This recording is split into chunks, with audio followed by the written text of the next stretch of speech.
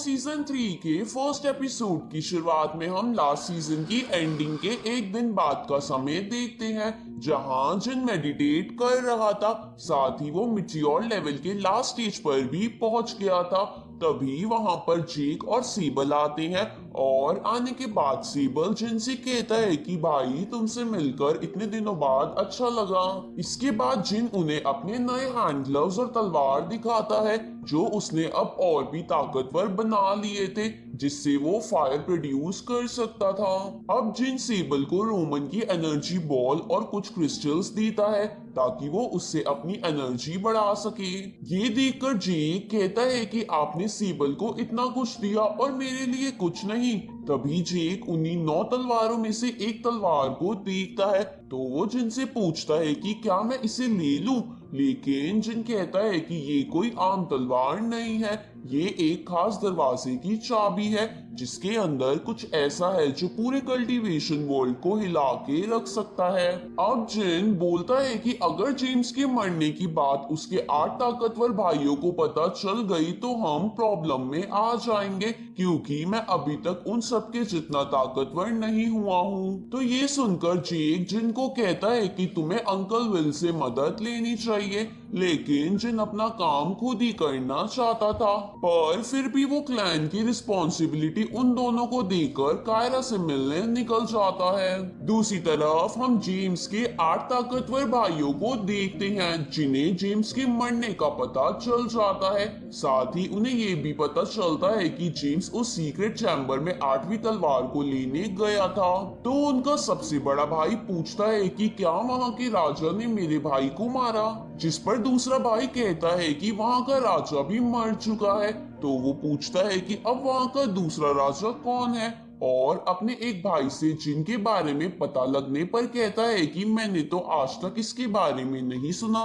तभी उनका एक भाई जेम्स की मौत का बदला लेने के लिए जिन को मारने के लिए कहता है, लेकिन उनका सबसे बड़ा भाई कहता है कि हमें जल्दबाजी नहीं करनी, क्योंकि इन सब के पीछे वो 8वीं तलवार भी है। इसलिए वो और भी चीजों का पता लगाने के लिए अपने 3 भाइयों को जिन के क्लैन में भेज देता है। उधर हम कायरा की दोनों छोटी बहनों को देखते हैं। तभी वहां जिन आ जाता है जिसे देखकर वो दोनों बहुत खुश हो जाती हैं और उसे बताती हैं कि कायरा भी आपको देखकर बहुत खुश हो जाएंगी। उसी समय वहां पर विल आ जाता है और जिनसे पूछता है कि तुम किसी मुसीबत में लग रहे हो, जिस पर एलेक्स उसे जेम्स को मरने वाली बात बताता है।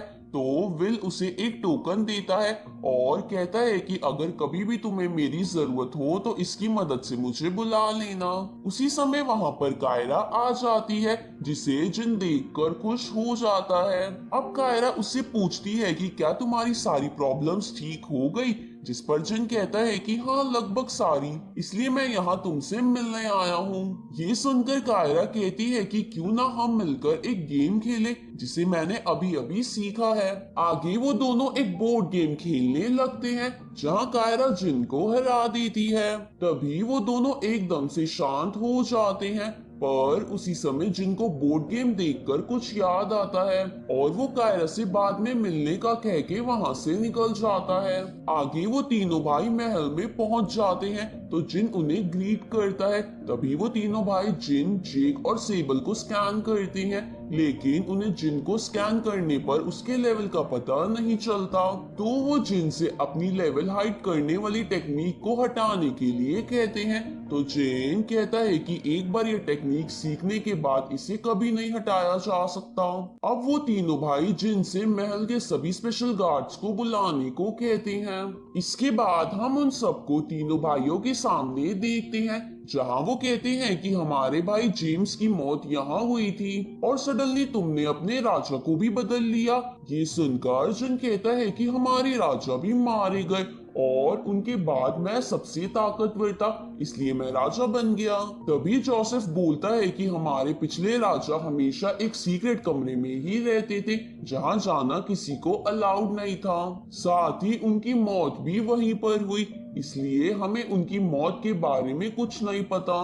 उसी समय जेन कहता है कि रोमन हमेशा किसी बॉक्स को खोलने की कोशिश करते रहते थे, पर हमें उस बॉक्स के बारे में कुछ नहीं पता। ये सुनकर वो कहते हैं कि तुम्हें नहीं पता, लेकिन बाकी गार्ड्स को तो पता होगा। और वो डेनवर से सच्चाई बताने को कहते हैं, लेकिन डेनवर को कुछ भी नहीं पता था, इसलिए वो भाई डेनवर को इंजर्ड कर देती हैं। तभी डेनवर जिन के बारे में बताने की कोशिश करने लगता है, पर तुरंत ही जोसेफ उसे चुपके से बेहोश कर देता है। इसके बाद वो भाई एक गार्ड को जान से मार देती हैं और सबको डराकर सच्चाई पूछते हैं, पर किसी के कुछ ना बोलने पर वो तीनों उन सबको मारने लगते हैं। ये देखकर जिन एक एक कर उन तीनों से लड़ने लगता है, जहां वो हर एक को कड़ी टक्कर देने की कोशिश कर रहा था, पर महल के गार्ड्स की सुरक्षा के लिए वो रुक जाता है और टेलीपैथी से सेबल और जेक को कहता है कि मेरे पास एक प्लान है। अब जिन उस बोर्ड गेम को याद करते हुए उनसे कहता है कि मुझे उस तलवार के बारे में पता है, पर अगर आप सबको मार दोगे तो मैं इसके बारे में नहीं बताऊंगा। साथ ही मैं तलवार की डिटेल सिर्फ आपके सबसे बड़े भाई को ही दूंगा। अब ये सुनकर वो तीनों जिन को बंदी बना लेते हैं और उसे अपनी जगह पर ले जाने लगते हैं, लेकिन जाने से पहले जिन टेलीपैथी के थ्रू जेक से कहता है कि तुम मेरी और तलवार की खबर सभी जगह फैला दो और समय आने पर तुम मुझे बचाने आ जाना। साथ ही वो सेबल को महल की रक्षा करने को कहता है और इसी के साथ ये एपिसोड यहीं खत्म होता है। तो एपिसोड सेकंड की शुरुआत में हम उन भाइयों को देखते हैं जो जिनको अपनी जगह पर ले जा रहे थे, लेकिन तभी उन्हें रास्ते में पानी का भवंडर दिखता है, इसलिए वो आगे ना बढ़ते हुए एक रात एक दूसरी क्लैन में रुकने का डिसाइड करते हैं। अब वहां पहुंचने पर उस क्लैन का राजा उनका स्वागत करने के लिए बाहर आता है, जिसे वो तीनों भाई कहते हैं कि हमें आज तुम्हारे यहाँ एक रात के लिए रुकना है। उसी समय हम अलग अलग क्लैन के दो बंदों को देखते हैं जो चुपके से उन सबको देख रहे थे, जिनके नाम हेनरिक और डैन थे। आगे वो सब एक कमरे में आते हैं जहां उनका एक भाई जिन पर नजर रखने के लिए रुकता है, जिसका नाम केविन था, और बाकी दोनों आराम करने चले जाते हैं। अब केविन जब जिन पर नजर रख रहा था, तभी वहां डैन आकर केविन को जान से मार देता है, क्योंकि वो एक दूसरे क्लैन से आया था, जिसके राजा ने डैन को जिन को साथ लाने को कहा था। अब उनकी आवाज सुनकर केविन का एक भाई नीचे आ जाता है और डैन पर वार करने लगता है। उसी वक्त वहां हेनरिक आ जाता है, जो डैन की तरह ही दूसरे क्लैन से था, और अब जिन को वहां से ले जाने लगता है। ये देखकर डैन भी उसका पीछा करता है। तभी केविन का तीसरा भाई उन दोनों पर अटैक करने लगता है, पर उनके हर बार बचने की वजह से वो अपनी बीस्ट फॉर्म यानी ड्रैगन में बदल जाता है। ये देखकर डैन और हेनरिक भी अपनी बीस्ट फॉर्म ड्रैगन और फ्रॉग में बदल जाते हैं। इसके बाद वो दोनों केविन के भाई से लड़ने लगते हैं, लेकिन वो चालाकी से जिन को लेकर वहां से भाग आता है और आकर सबसे पहले अपने भाई को एक हीलिंग टैबलेट देता है, क्योंकि वो बहुत ज्यादा इंजर्ड हो जाता है। दूसरी तरफ डैन अपने क्लैन के राजा के पास जाकर कहता है कि मैं जिन को नहीं ला पाया, जिस पर वो राजा उसे बताता है कि वो हेनरिक वाले क्लैन के राजा से मिलने जा रहा है। इस तरफ वो दोनों भाई जिन को अपनी जगह पर ले आते हैं और अपने सबसे बड़े भाई यानी पॉल को कहते हैं कि हमारे एक और भाई को डैन ने मार दिया।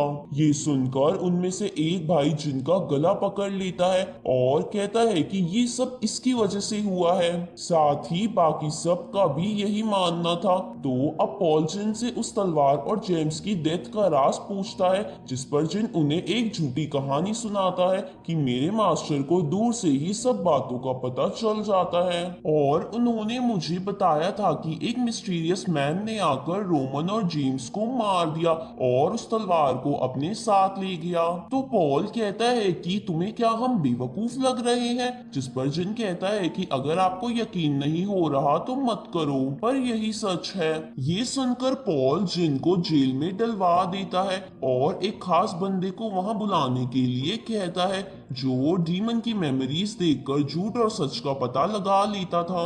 आगे जब जिन जेल में बंद था, तभी हम एक सिपाही को वहां देखते हैं। दूसरी तरफ वो सब भाई जिन के मास्टर के बारे में बात कर रहे थे, कि वो कितना ताकतवर इंसान होगा जिसे दूर से ही सब बातों का पता चल जाता है। तभी उन्हें एक अर्थक्वेक महसूस होता है, इसलिए वो इसका राज पता करने के लिए जिन वाले कमरे की साइड जाते हैं, पर वो देखते हैं कि जिन उस महल के नीचे लगी चेन्स को तोड़ रहा था जिस पर वो महल टिका हुआ था, ताकि वो उन ड्रैगन्स के खजाने को चुरा सके।